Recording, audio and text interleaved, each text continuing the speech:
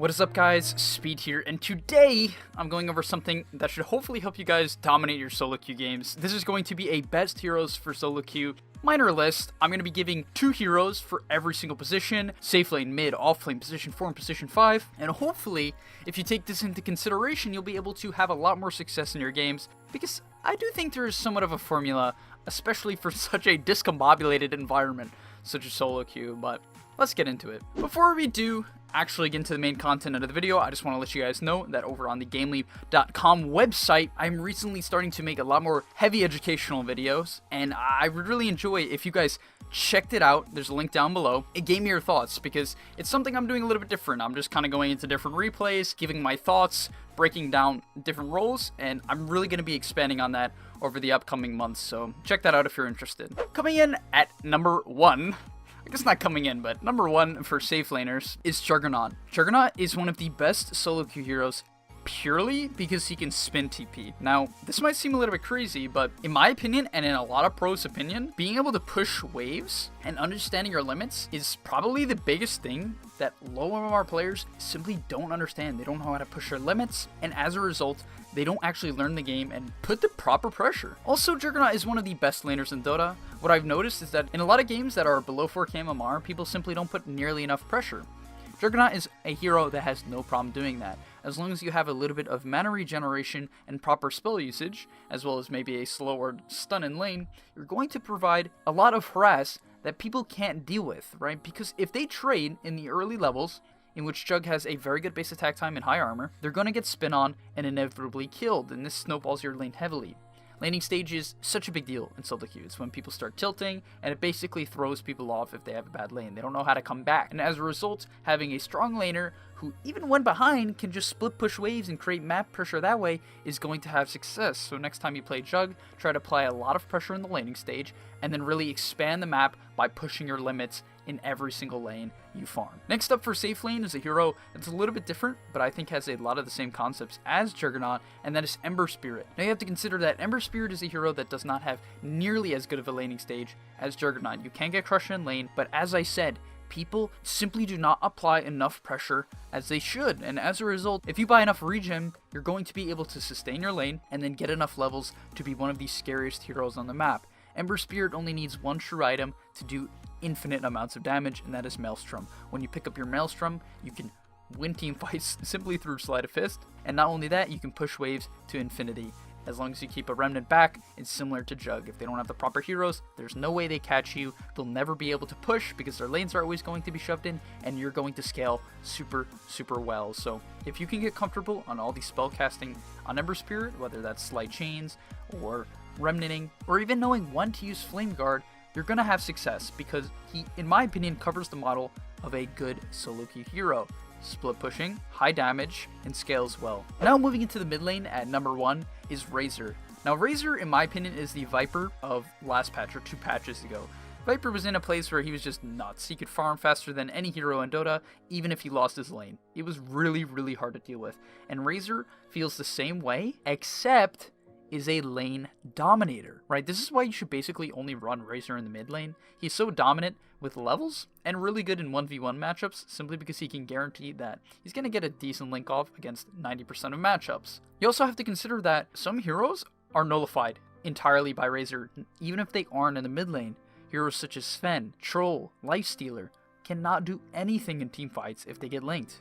Absolutely nothing. So a level 10 Razor waltzing into a Troll, Sven, or Lifestealer lane is going to completely ruin their game. In addition, if there's an Ember Spirit mid, or any of these melee heroes or slow ranged heroes such as Invoker or Pugna, they're not going to really be able to disengage from the link, and even if you steal 7 or 14 damage in the early levels, you're going to get every single deny, and not only that, you're going to be able to farm much faster than them in the jungle. Your Q and your E, as long as you max out your E, your unstable concurrent, you're going to win the game. Straight up. You can farm faster than anyone else, you team fight, and you scale fantastically. And next up on my mid lane list is a hero I've talked about for a while. I've mentioned this in a lot of videos, and it's Alchemist. As I said, people are not nearly aggressive as they should be.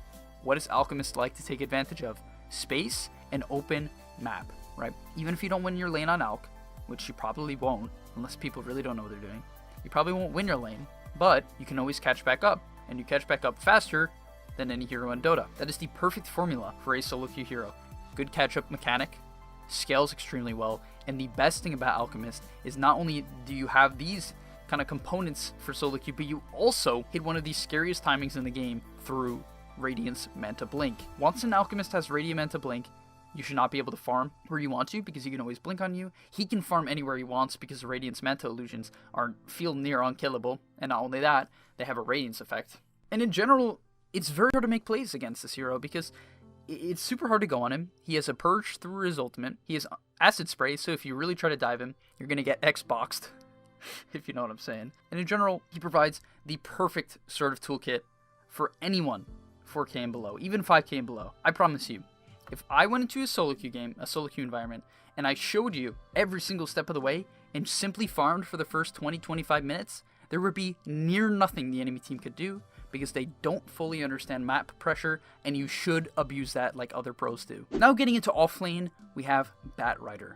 Why is Batrider so good? Batrider doesn't really scale. Well, Batrider is the Giga anti-scale. He is single-handedly probably the scariest laner even against heroes with purges. If you get good enough with Batrider, you can beat Jug.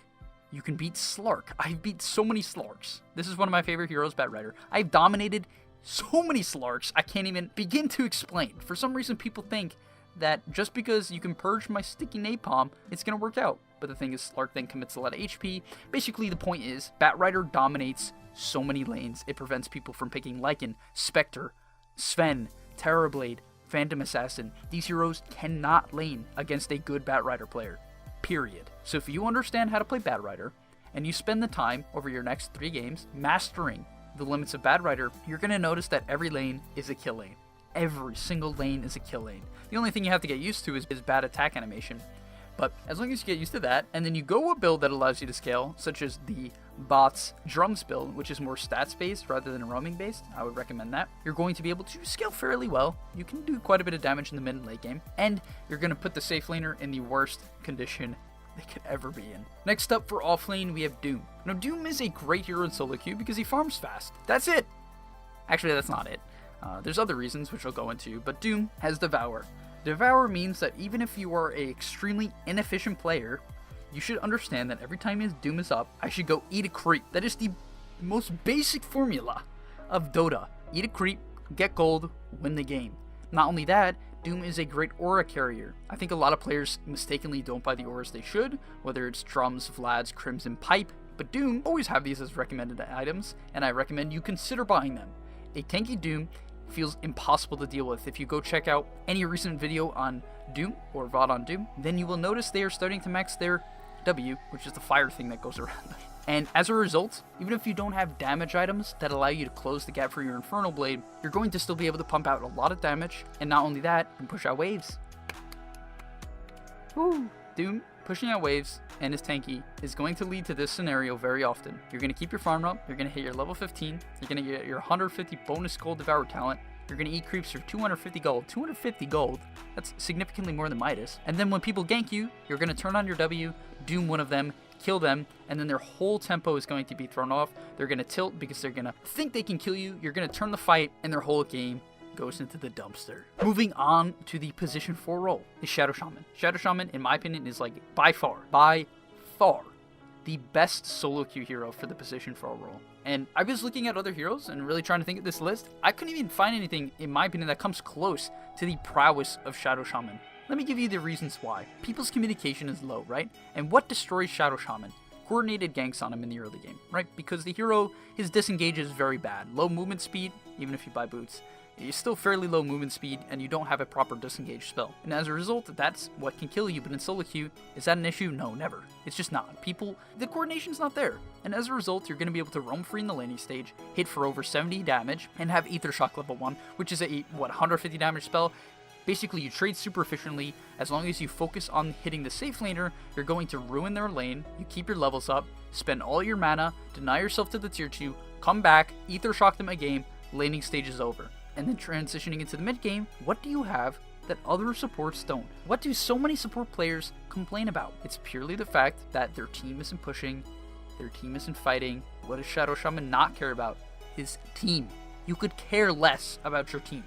All you have to do is buy an item such as Blink Glimmer Cape, or Aether Lens, split push from the trees, or just split push in general if your team is fighting. Throw down snakes at a tower, you don't need anyone's help. Snakes will take the tower alone. You get a ton of gold from the tower and the creeps that you have pushed. And not only that, if anyone tries to push a lane, you can easily set up a gank with Hex Shackles. It's fantastic. I really recommend for all you position 4 players, not position 5, don't pick this hero as a 5, please. Okay, it's alright, but it's so much better as a 4. You can solo carry the game if you get Ag's Refresher, and as a result, pick Shadow Shaman. But next up, even though this really doesn't follow up to the prowess of Shadow Shaman, it's another S hero, Shadow Demon. It's another Shadow, and the reason is, you can carry the game as Shadow Demon. If you get good with Shadow Poison, it does so much damage in fights, it's unbelievable. In addition, low MMR fights last for significantly longer, right? People walk around mid a lot, like it becomes this Mexican standoff where two teams, I should say, are just staring at each other. Shadow Poison, it loves those situations. You just chuck them out. It's gonna hit people, you get 5 stacks, they lose half their HP, 3/4, or they just get solo killed if you follow it up with a W. Mentioning the W, Shadow Demon's Soul Catcher reduces 40% of your life. Even if you BKB, you just straight up lose the HP. 40%, I don't know who came up with this number, but 40% is a very high number. It's very high. Considering it basically ignores everything, it's super high. Not only that, a lot of the heavy scaling agility cores hate playing against Shadow Demon, especially Terrorblade. If you disrupt someone like Morphling PL Terrorblade and you have their illusions in a fight, I forgot to mention Luna, you're just gonna shred. I've seen Shadow Demons get rampages. There's clips of that. You can look it up because they just got the proper illusions. This hero is one of the best supports for carrying, and in the 4 role, his laning stage is pretty straightforward like Shadow Shaman. You throw out your mana, you try to get 5 stacks on people, you stack the medium camp, you pull it, you kill it, and then when you're out of mana, you run to the tier 2, kill yourself, walk back, and do it all again.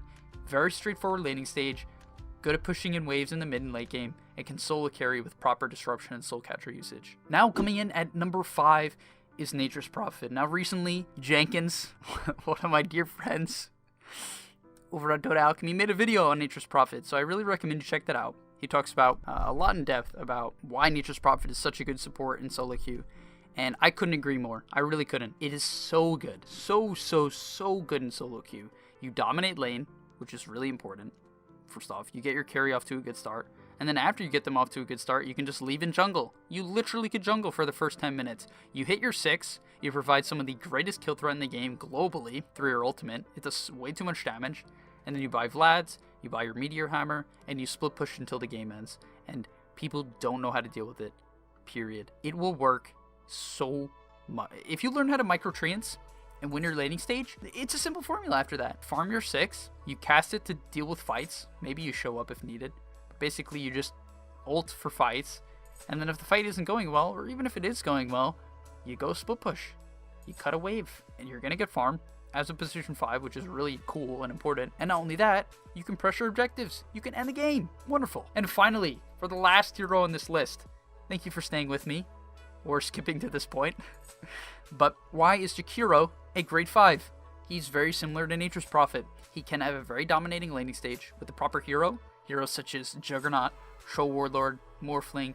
You can do a lot in the laning stage. You have to be a little bit careful if you have a weak laner. However, going back to the main point, you can have a very strong laning stage, but more importantly, your hero loves farm. So if you're playing Jakiro 5, what I recommend you do is you farm as much as possible. Stack the small camp, pull it, farm it. Sap XP from the lane, take your ultimate at 6, use your Q and your ultimate to constantly farm creep waves. If the enemy team tries to push a tower, you go ult the wave. Or if you don't have it, you go Q the wave. Constantly defend towers, you constantly pushing creep waves, and not only that, you can literally go suicide at towers. And it won't matter. And this concept of split pushing as a support is so effective in solo queue that I'd be willing to bet if I taught someone simply on the ways of split pushing, they could gain 500 MMR, 1000 MMR from the support role. And people really think it's near impossible. I guarantee you, split pushing and farming as a support, such as Nature's Prophet and Jakiro, is incredibly effective if you really get it down. And that is why Nature's Prophet and Jakiro are my 5s for this list. So I hope you guys really take these suggestions into consideration. These are some of my personal favorites for each and every role. I've used all of these throughout my solo queue journey, and I hope you consider them in yours because I think they have something special. Now, I'm not saying that other heroes aren't as good or maybe you being more comfortable on one means that you just shouldn't pick it. But if you learn these, I think you're going to have an edge up on your opponents, and as a result, you should gain MMR. Before I leave you, I just want to remind you that over at GameLeap.com, you can check out guides just like this one, made by top tier pros. It will help you gain MMR faster, it will help you learn the game much more in depth, and overall, just increase the experience of your Dota gameplay, as you will crush your opponents simply by knowing more than them.